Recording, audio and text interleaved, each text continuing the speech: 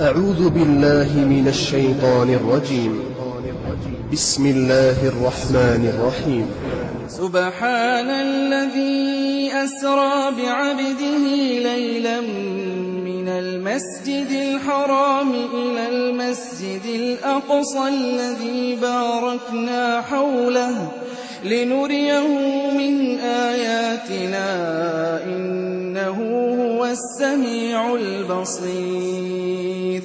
وآتينا موسى الكتاب وجعلناه هدى لبني إسرائيل ألا تتخذوا من دونه وكيلا ذرية من حملنا مع نوح إنه كان عبدا شكورا.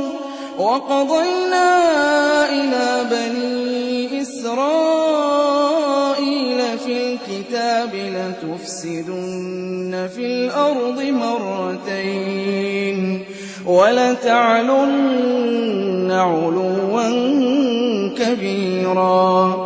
فإذا جاء وعد أولاهما بعثنا عليكم عبادا لنا أولي بأس شديد فجاسوا خلال الديار وكان وعدا مفعولا.